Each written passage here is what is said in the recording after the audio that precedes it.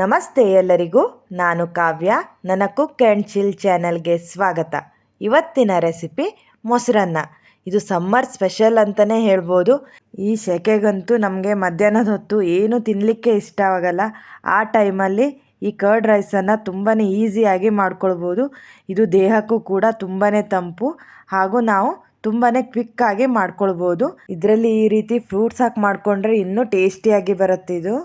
ಬನ್ನಿ ಇವಾಗ ಹೇಗೆ ಮಾಡೋದು ಅನ್ನೋದನ್ನು ಕ್ವಿಕ್ಕಾಗೆ ನೋಡ್ಕೊಂಡು ಬರೋಣ. ಮೊದಲಿಗೆ ನಾನೊಂದು ಕುಕ್ಕರ್ನ ತೊಗೊಂಡಿದ್ದೇನೆ. ಇದರಲ್ಲಿ 2 ಲೋಟ ಅಕ್ಕಿನ ಹಾಕ್ಕೊಂಡಿದ್ದೇನೆ. ಇದನ್ನು ಚೆನ್ನಾಗಿ ತೊಳ್ಕೊಂಡು ಬಂದು ಇವಾಗ 4 ಲೋಟ ನೀರನ್ನು ಹಾಕಿ ಇದಕ್ಕೆ ನಾನು 3 ವಿಷಲ್ನ ತೆಗೆಸ್ಕೊಳ್ತಾ ಇದ್ದೇನೆ. ಇದು ಕರ್ಡ್ ರೈಸ್ ಆಗಿರೋದ್ರಿಂದ ಅನ್ನ ಸ್ವಲ್ಪ ಮೆತ್ತಗೆ ಆಗಬೇಕು, ಆವಾಗಲೇ ಚೆನ್ನಾಗಿ ಬರುತ್ತೆ. ನೋಡಿ, ಇವಾಗ ನಮ್ಮದು ರೈಸ್ ಕೂಡ ರೆಡಿಯಾಗಿದೆ. ಇದನ್ನು ಇವಾಗ ಒಂದು ಬೌಲಲ್ಲಿ ನಾನು ತೆಗೆದಿಡ್ತಾ ಇದ್ದೇನೆ. ಇದಕ್ಕೆ ನಾನೊಂದು ಮ್ಯಾಶರ್ನಿಂದ ಈ ರೀತಿ ಮ್ಯಾಶ್ ಮಾಡ್ಕೊಳ್ತಾ ಇದ್ದೇನೆ. ಇದನ್ನು ಬಿಸಿ ಇದ್ದಾಗಲೇ ಮಾಡ್ಕೊಳ್ಬೇಕು, ಆವಾಗಲೇ ಚೆನ್ನಾಗೇ ಆಗುತ್ತೆ. ಸ್ವಲ್ಪ ನೀರು ಹಾಕಿ ಈ ರೀತಿ ಮ್ಯಾಶ್ ಮಾಡಿ ಇಟ್ಟಿದ್ದೇನೆ. ಈಗ ರುಚಿಗೆ ನೋಡ್ಕೊಂಡು ಉಪ್ಪನ್ನು ಸೇರಿಸ್ಕೊಂಡಿದ್ದೇನೆ. ಈಗ ಚಾಪಿಂಗ್ ಬೋರ್ಡನ್ನು ತಗೊಂಡು ಇದ್ರ ಮೇಲೆ 1 ಇಂಚು ಶುಂಠಿನ ಈ ರೀತಿ ಚಿಕ್ಕದಾಗೆ ಕಟ್ ಮಾಡಿ ಇಟ್ಕೊಳ್ತಾ ಇದ್ದೇನೆ. ಜೊತೆಗೆ ನಾನು 1 ಹಸಿಮೆಣಸಿನಕಾಯಿನ ಕೂಡ ತೊಗೊಂಡಿದ್ದೇನೆ. ಇದನ್ನು ಕೂಡ ಈ ರೀತಿ ಚಿಕ್ಕದಾಗೆ ಕಟ್ ಮಾಡ್ಕೊಳ್ಬೇಕು. ಈಗ ನಾನು ಕರಿಬೇವು ಸೊಪ್ಪನ್ನು ಕೂಡ ತೊಗೊಂಡಿದ್ದೇನೆ. ಇದನ್ನು ಸ್ವಲ್ಪ ಹೆಚ್ಚೆ ಹಾಕ್ಕೊಳ್ಬೇಕು, ಆವಾಗಲೇ ನಮ್ಮದು ಕರ್ಡ್ ರೈಸ್ಗೆ ಫ್ಲೇವರ್ ತುಂಬಾ ಚೆನ್ನಾಗಿ ಬರುತ್ತೆ. ಜೊತೆಗೆ ನಾನು ಕೊತ್ತಂಬರಿ ಸೊಪ್ಪನ್ನು ಕೂಡ ಕಟ್ ಮಾಡಿ ಇಟ್ಕೊಂಡಿದ್ದೇನೆ. ಇವಾಗ ಒಗ್ಗರಣೆ ಮಾಡ್ಕೊಳ್ಳೋಣ. ನಾನೊಂದಿಲ್ಲಿ ಚಿಕ್ಕ ಒಗ್ಗರಣೆ ಪ್ಯಾನನ್ನು ತೊಗೊಂಡಿದ್ದೇನೆ. ಇದರಲ್ಲಿ 2 ಟೀ ಸ್ಪೂನ್ ಎಣ್ಣೆನ ಹಾಕಿ, ಎಣ್ಣೆ ಸ್ವಲ್ಪ ಬಿಸಿಯಾದ ನಂತರ 1 ಟೀ ಸ್ಪೂನ್ ಸಾಸಿವೆ, ಕಟ್ ಮಾಡಿಟ್ಟಂಥ ಶುಂಠಿ ಮತ್ತು ಹಸಿಮೆಣಸಿನಕಾಯಿನ ಹಾಕಿ 4ರಿಂದ 5 ಪೆಪ್ಪರನ್ನು ಕೂಡ ಹಾಕ್ಕೊಂಡಿದ್ದೇನೆ.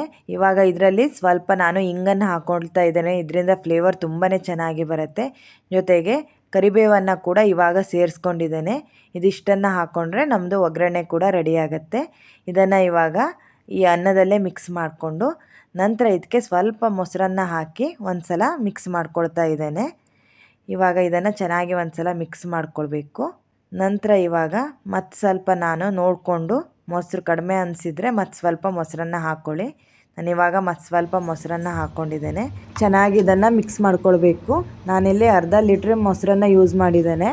ಇವಾಗ ಇದಕ್ಕೆ ಕೊತ್ತಂಬರಿ ಸೊಪ್ಪು, ಜೊತೆಗೆ ನಾವು ಕಟ್ ಮಾಡಿಟ್ಟಂತಹ ದಾಳಿಂಬೆ, ಹಸಿರು ದ್ರಾಕ್ಷಿ, ಜೊತೆಗೆ ಕಪ್ಪು ದ್ರಾಕ್ಷಿನ ಕೂಡ ಹಾಕ್ಕೊಂಡಿದ್ದೇನೆ.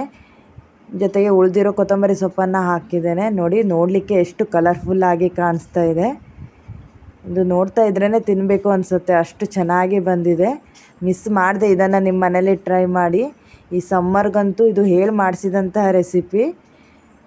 ಈ ಮೊಸರನ್ನ ತಿಂದರೆ ನಮಗೆ ಬೇರೆ ಅಡುಗೆನೇ ಬೇಡ ಅನಿಸುತ್ತೆ, ಅಷ್ಟು ಚೆನ್ನಾಗಿ ಬರುತ್ತೆ ಇದು. ನಮಗೆ ತುಂಬ ಫ್ರೂಟ್ಸ್ ಬೇಡ ಅನ್ನೋರು ಕೂಡ ಸ್ವಲ್ಪ ಫ್ರೂಟ್ಸ್ ಹಾಕ್ಕೊಂಡು ಕೂಡ ಮಾಡ್ಕೊಳ್ಬೋದು. ನೀವು ಇದಕ್ಕೆ ಫ್ರೂಟ್ಸ್ ಹಾಕ್ಕೊಳ್ಳದೆ ಕೂಡ ಮಾಡ್ಕೊಳ್ಬೋದು, ಅದು ಕೂಡ ತುಂಬಾ ಚೆನ್ನಾಗಿ ಬರುತ್ತೆ. ಈ ರೀತಿ ಕಲರ್ಫುಲ್ ಆಗಿದ್ದರೆ ಮಕ್ಕಳು ಕೂಡ ತುಂಬಾ ಇಷ್ಟಪಟ್ಟು ತಿಂತಾರೆ. ನಾನಿವತ್ತು ಈ ಮೊಸರನ್ನ ಹೋಟೆಲ್ ಶೈಲಿಯಲ್ಲಿ ಹೇಗೆ ಮಾಡ್ತಾರೆ ಅನ್ನೋದನ್ನು ತೋರಿಸಿದ್ದೇನೆ. ಇದನ್ನು ನೀವು ಮಿಸ್ ಮಾಡದೆ ನಿಮ್ಮ ಮನೇಲಿ ಟ್ರೈ ಮಾಡಿ.